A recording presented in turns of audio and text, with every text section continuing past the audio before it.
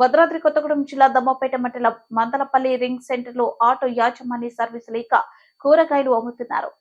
Union సభ్యులు మాట్లాడుతూ కాంగ్రెస్ ప్రభుత్వం మహిళలకు బస్ ఫ్రీ పెట్టడం వల్ల ఆటో వ్యవస్థ పూర్తిగా కుదేలు అయిందని, మా డ్రైవర్ల బతుకులు రోడ్డు పాలయ్యాయని, రోడ్డు మీద కూరగాయలు అమ్ముకునే పరిస్థితి ఏర్పడిందని, ప్రభుత్వం స్పందించి వెంటనే ఆటో డ్రైవర్లకు నెలకు 10,000 ఇవ్వాలని, ఇల్లు గడవని పరిస్థితి ఏర్పడిందని ఆటో యూనియన్ సభ్యులు తెలిపారు.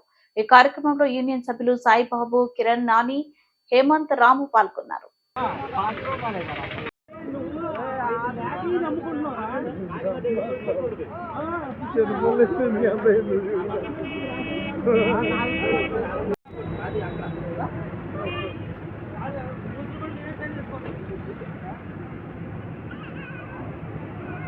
కొత్తగూడెం జిల్లా దమ్మపేట మండలం మందలపల్లి గ్రామం ఆటో యూనియన్ సభ్యులు మేము.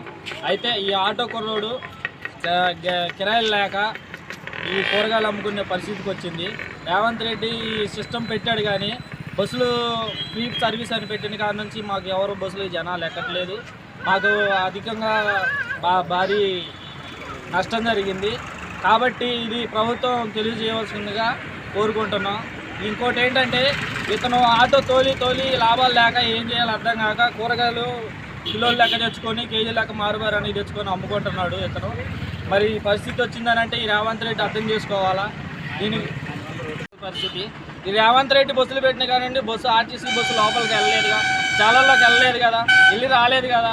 అందుకని చెప్పి మా ఆటో కార్మికులకి అందరికీ తెలియజేయమని మీకు ఈ ఆటో సభ్యులకి అందరికి కలిపి ఆటో యూనియన్ సభ్యుల మీద నెలకు 10,000 వేయాల్సిందిగా ఈ యొక్క అధికార పార్టీ రేవంత్ రెడ్డి గారిని మేము తెలియజేయనగా జరుగుతుంది.